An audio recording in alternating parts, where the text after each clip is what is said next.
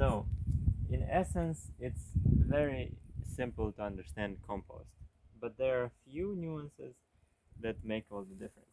One of them, we take, for example, straw. Straw is carbon, Yeah. so it's a lot of carbon.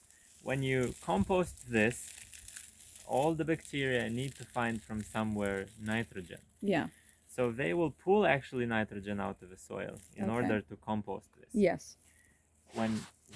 Since we have horses, we use the straw for horse bedding.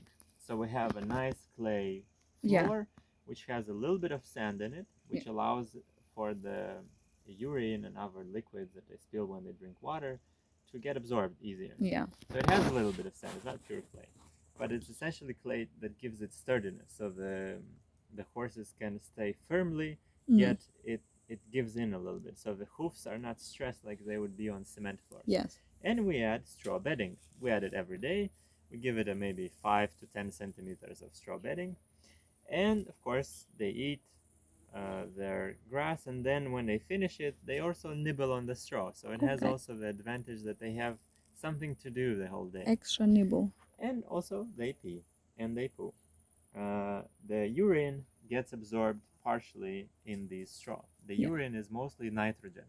So you have carbon in the straw, and you have nitrogen that gets in there too. When you add this mix to the compost pile, it's almost an ideal 1:25 ratio, which kickstarts just like you ferment wine. It's like a high quality shit. Yeah. High quality you see shit. this steaming even in warm days because it raises the temperature up to 70 degrees.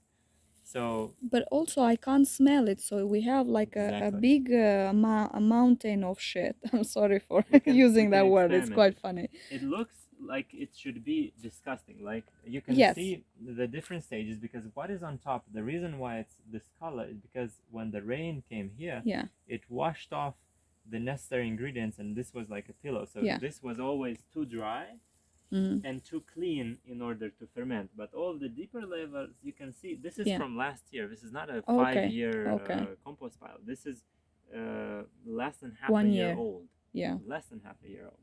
So what happens is these lower layers, when you have this kind of mix, you can kind of see a little bit the tiny parts that used to be straw. So you can kind of see a little bit the particles, but as soon as you touch them, they break. So they're almost decomposed. They're nearly decomposed. The cool I part, don't want to. no, I insist. It's actually very important. It does not smell at all. So it doesn't smell at all. You can wear it. See me smelling shit. That doesn't smell. I'm very sensitive to smells. I'm not I don't make perfumes, but I'm very, very sensitive. Yes. For example, if somebody's in the house, I know somebody came to visit, and this really doesn't smell. I was curious and I learned what. So what smells mainly, especially in stables, is urine. Yes. It is the NH3. It is the ammoniac. Okay, yes. That does all the pungent smells. So what happens is, as soon as this starts fermenting, that is absorbed under the form of nitrogen. So there is nothing more to smell. It doesn't smell like it's like soil, like it's like normal it's like soil. earth. So it takes very little time for this to become earth, and it's kind of magical, the process. I really liked it. The other good thing, and why I handle it with my bare hands without being like, oh, this is manure, I should wash my hands, is because when this heats up, it has 70 degrees. Which kills all the pathogens. All the bacteria and so stuff. Then, after this, you can take it and put it in your plants, put basil in it, put tomatoes in it, and it's absolutely safe. So you see, you can take a piece, and then this is your goodie. You make goodie bags. I understood that you will make a goodie bag for your guests. So tell him. We were thinking that, normally you go to a place like this and you eat a nice salad on the terrace, you interact with the horses, you go for a hike in the forest, but then you go back home. Like, what do you take home? Okay, you can take an apple in your pocket, a bag of tomatoes, but what if you could take something that could help you have your own little piece of heaven, and that could be a bag of compost. So you would come, you'd take something that was made organically, and here's the punchline. horses eat grass. Yes. Nobody uses pesticides for grass.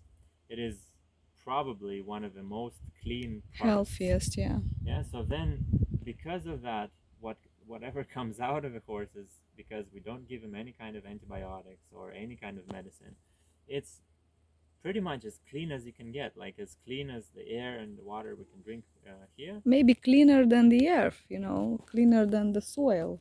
Yeah, because it doesn't have anything added to it. So it is as clean as it gets outside from a lab product. And I think that's pretty important.